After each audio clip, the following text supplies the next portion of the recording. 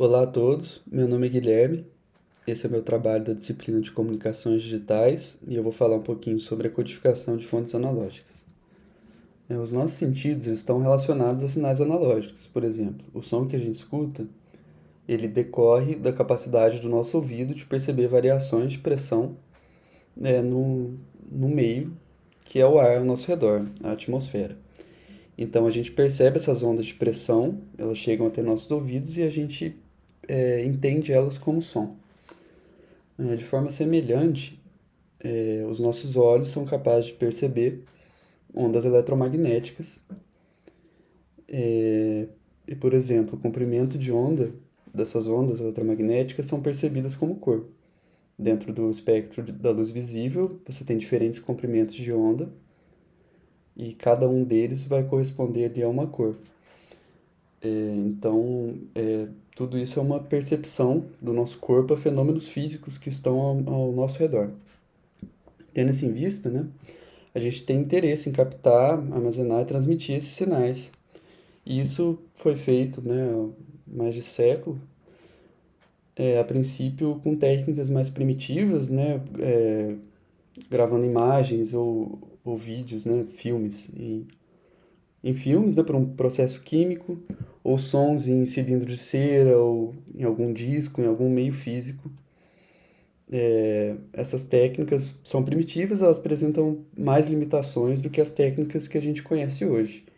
A gente tem aí alguma limitação de largura de banda, né? A quantidade de informação que a gente consegue colocar nesses meios é limitada, né? Até por isso existe a curva fono para disco de vinil, porque você não consegue colocar muitos graves, vai fazer a agulha saltar. E aqui a gente tem nessa imagem a gravação, né, de cordas aqui, sopros, de uma forma totalmente mecânica. Então dá para ver o tamanho do equipamento que precisava, né? Se comparar isso com o microfone que a gente conhece hoje, é infinitamente maior. E precisava de uma intensidade sonora muito grande para conseguir uma qualidade boa, uma boa relação sinal-ruído. E essa gravação acontecia de uma forma parecida com o que acontece nesse gravador em disco de cera, né? As ondas de pressão elas viajam por dentro de um tubo e elas causam um movimento aqui de uma agulha que vai gravar esse sinal no disco de cera. Isso é bem parecido com o que acontece em discos também, né? Aqui é no cilindro, aqui num disco, nesse fonógrafo, que usa um disco de goma laca. Então dá para perceber, né, o tamanho dos equipamentos que você precisa para ter alguma intensidade sonora. E outra limitação também é pelo fato de toda a informação que você grava, tudo que você tem é associado a um objeto, a uma mídia física. Então, por exemplo, se algum artista, né, se tem algum material em algum lugar do mundo e aquilo precisa ser difundido, você precisa enviar cópias em meio físico, por navio, por avião, de alguma forma, para aquilo ser reproduzido. Isso também traz uma limitação em relação ao desgaste dessa mídia. Por exemplo, filmes que ficam armazenados em condições inadequadas de umidade, por exemplo, eles podem se deteriorar, né, ficar com a imagem borrada, sem nitidez. A fita pode estragar. Os discos de vinil, por exemplo, quando você toca muito eles, a agulha vai desgastando mesmo os sulcos ali e você vai perdendo informação, principalmente nos agudos, do som que estava ali originalmente. E além disso, quando você tem um processo puramente mecânico, você tem uma dificuldade, falando de sons, em amplificar sons acusticamente. Por isso, né, como já mencionei, o tamanho dos equipamentos. Então tem uma série de vantagens que você consegue obter transformando esses sinais mecânicos, né, os sinais acústicos, por exemplo, em sinais elétricos. A gente faz isso por meio de transdutores. Aqui a gente tem um microfone, que é um exemplo de transdutor, um alto-falante, é um exemplo um outro exemplo de transdutor. E no microfone, as ondas de pressão elas incidem sobre uma cápsula e elas vão ser transformadas em um sinal elétrico, normalmente um sinal de tensão. E no alto-falante ocorre o contrário, um sinal de tensão é transformado num sinal mecânico, em onda de pressão. Quando você tem esse sinal no domínio elétrico, você tem uma série de vantagens que você não tem se você não fizer. Por exemplo, você consegue armazenar esse sinal em outras mídias, por exemplo, em fitas magnéticas, né? As fitas cassete foram bem populares aí para áudio. Você pode amplificar esse sinal, você pode processar o sinal, filtrar eles. Então você tem toda essa flexibilidade.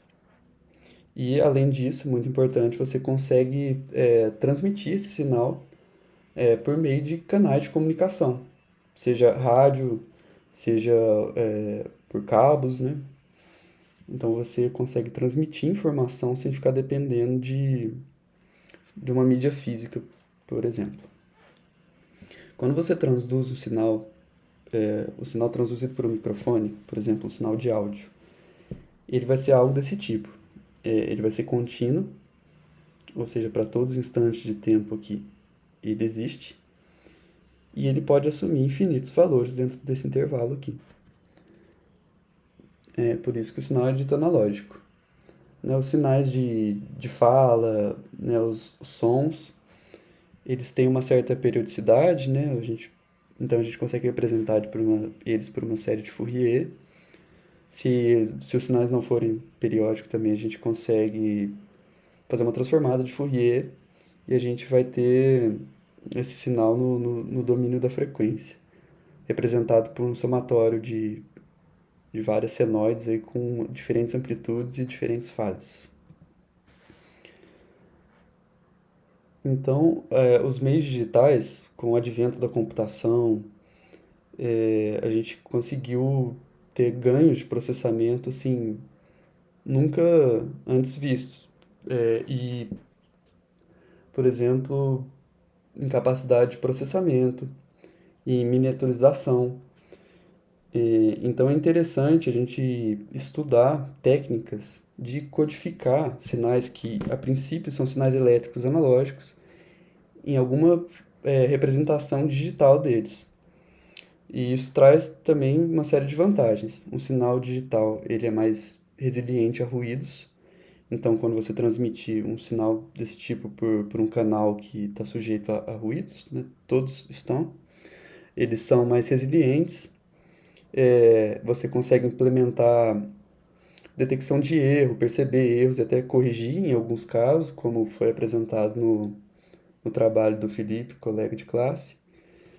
E como eu já disse, a miniaturização dos equipamentos. Você passa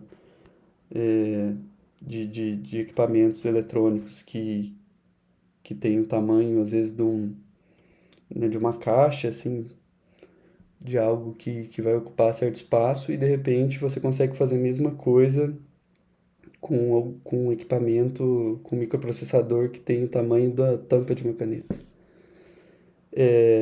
Então, a gente precisa, para lidar com esses sinais no domínio digital, a gente precisa fazer uma conversão analógico-digital para um conversor AD.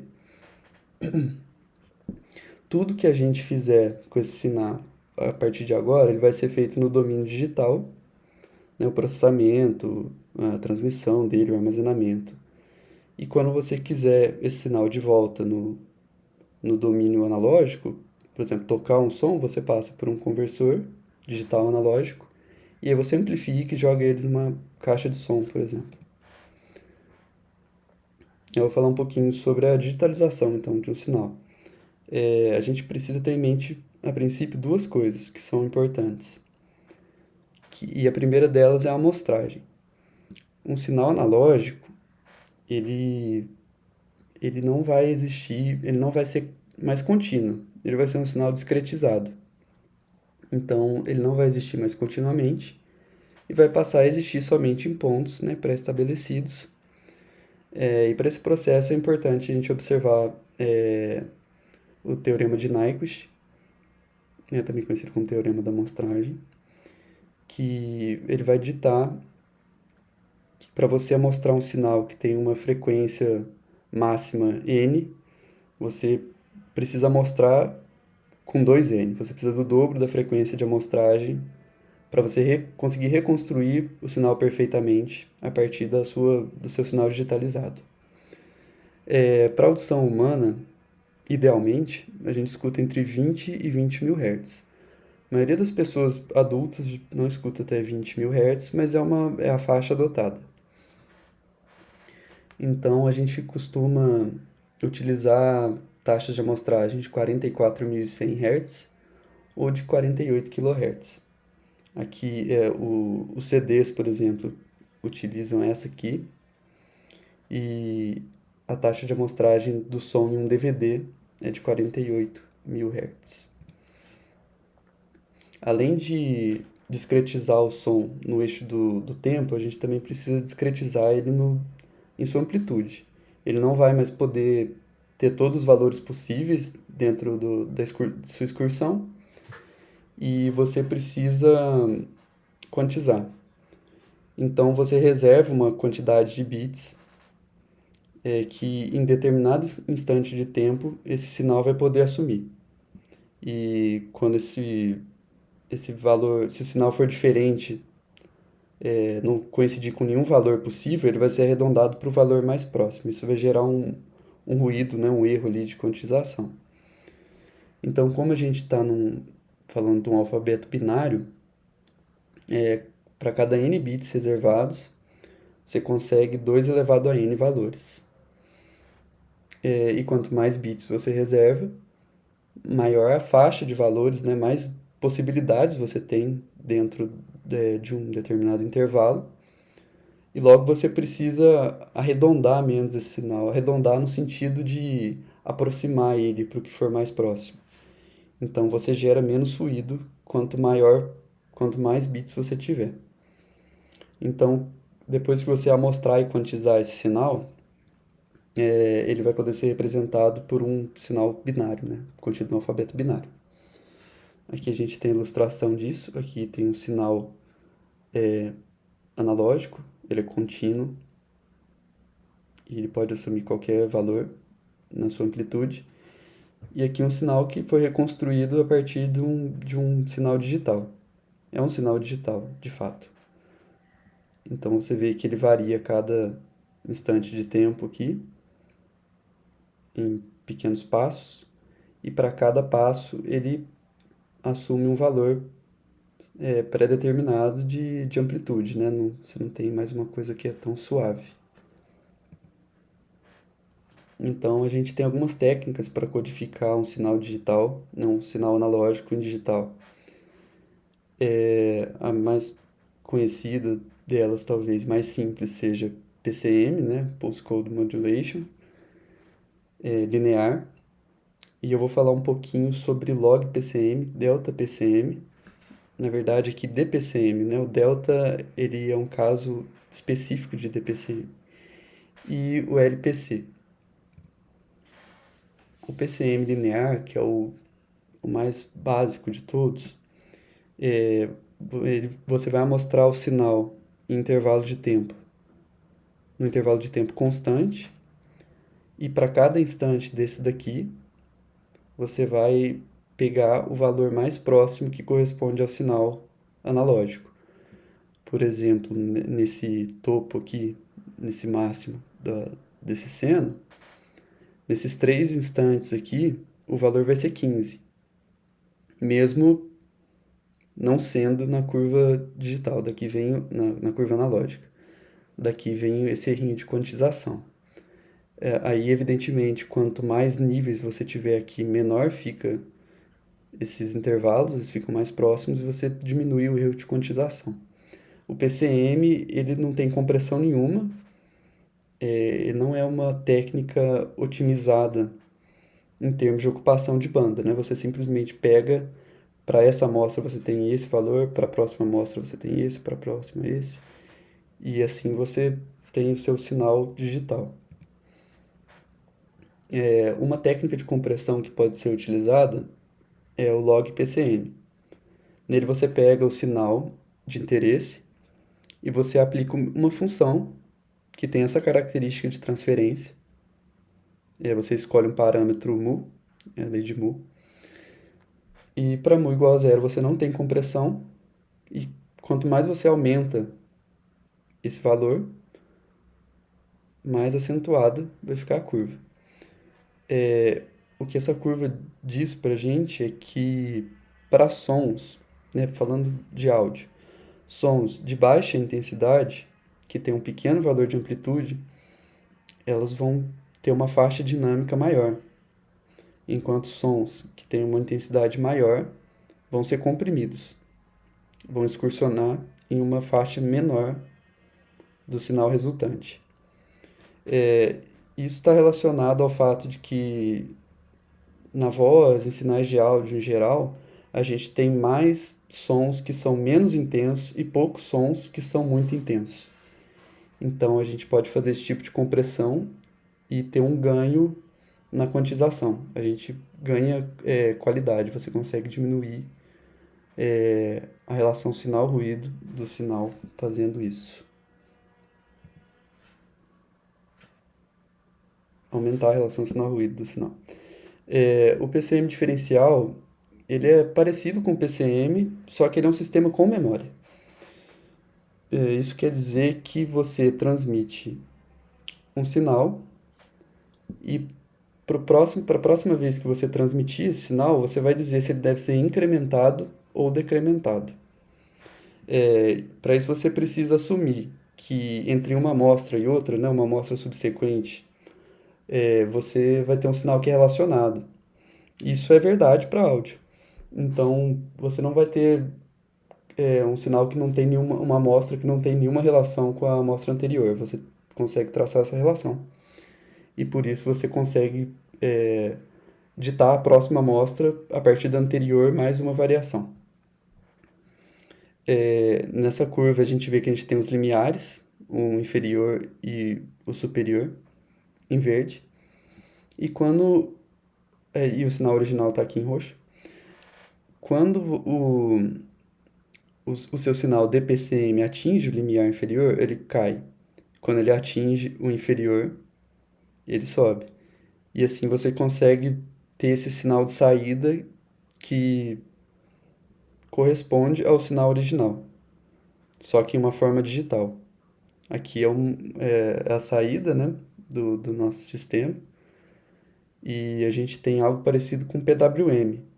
Então, os acréscimos, né, de amplitude vão ser referentes ao ciclo de trabalho de um sinal PWM. Essa técnica, ela permite você economizar a banda, mas ela demanda que você amostre o sinal acima do valor de Nyquist. Tem o caso delta, que eu havia mencionado, que é o caso do passo ser igual a 1 bit. E o ADM é o adaptativo, então você tem passo variável. Ele não vai ser o mesmo passo para todos os instantes de tempo, e sim vai ser um passo variável. O LPC já é uma técnica um pouco mais avançada.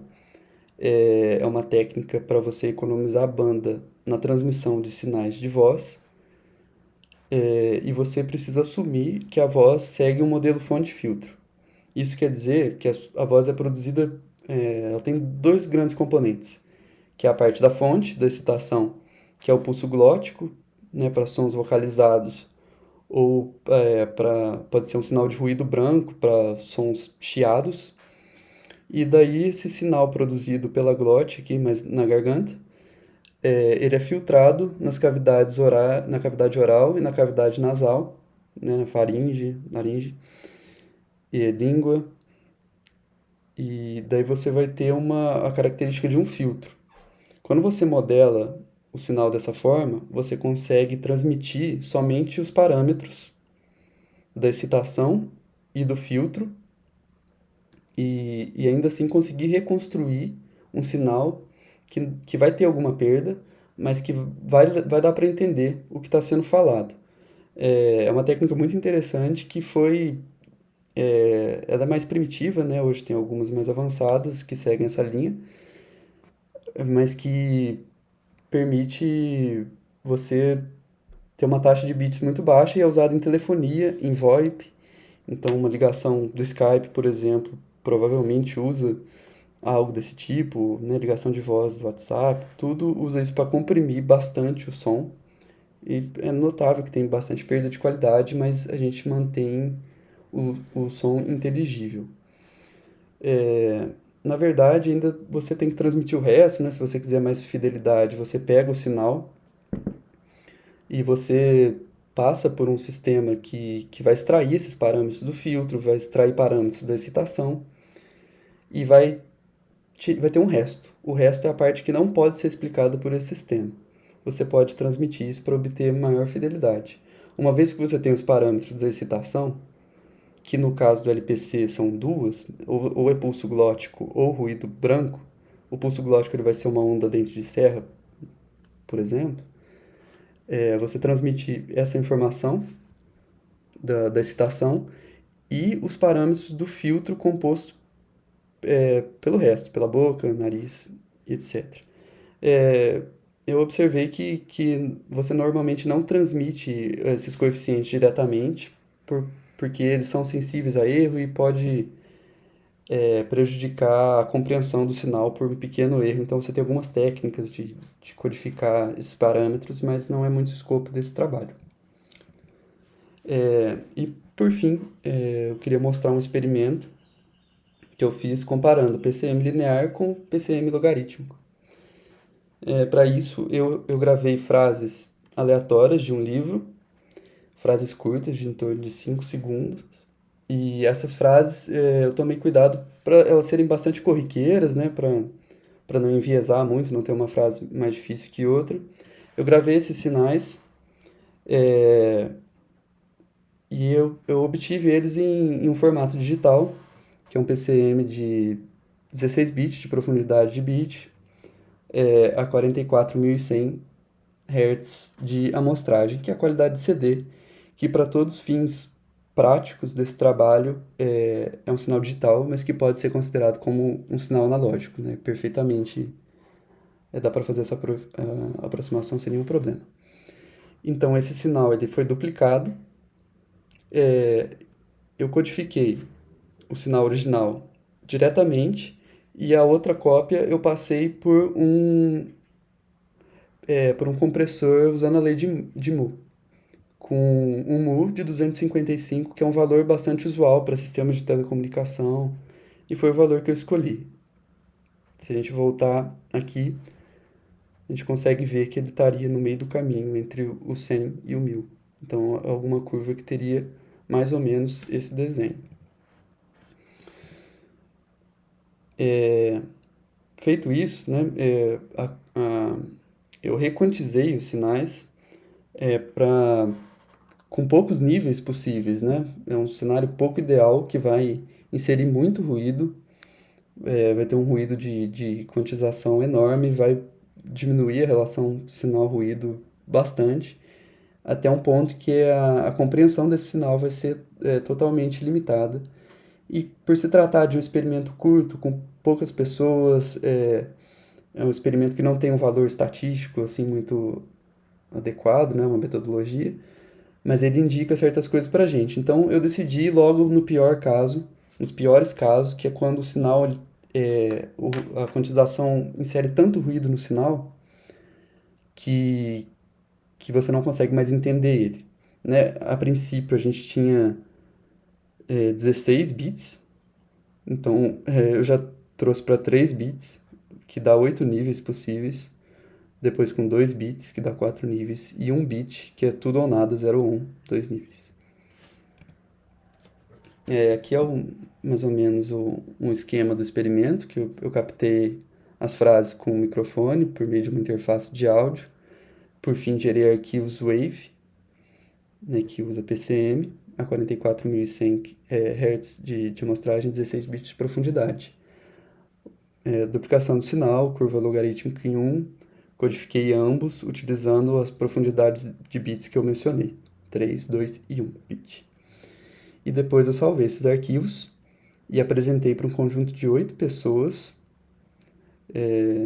a princípio. Só consegui 6 respostas até o tempo que eu estou gravando esse vídeo, então, na verdade, vão ser 6. E daí eu pedi para essas pessoas ouvirem, dizerem se elas conseguiram entender o que estava sendo dito e, caso elas respondessem sim, o que elas entenderam na frase. Aqui, então, eu separei os resultados entre entendidos corretamente, os que foram entendidos parcialmente, ou a pessoa entendeu uma palavra errado, ou simplesmente não entendeu nada.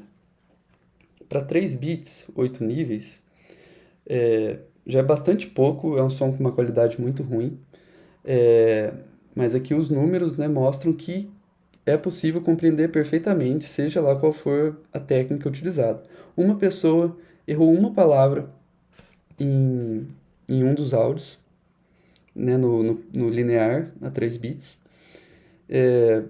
mas para efeitos de cálculo é quase desprezível, então a gente vê que com 3 bits a compreensão do que está sendo dito é quase inalterada. Seguindo o experimento,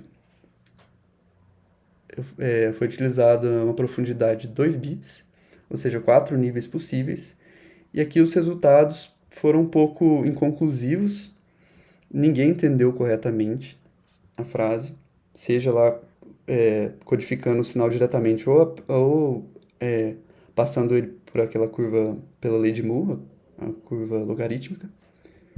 4 pessoas entenderam parcialmente ou errados,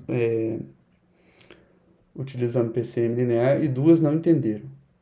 E com PCM logarítmico foi pior. 4 pessoas não entenderam nada e 2 entenderam parcialmente. Ressalto aqui que, devido a pequeno conjunto de amostra de sons e poucos participantes, a gente fica sujeito a resultados desse tipo, que às vezes são um pouquinho inconclusivos.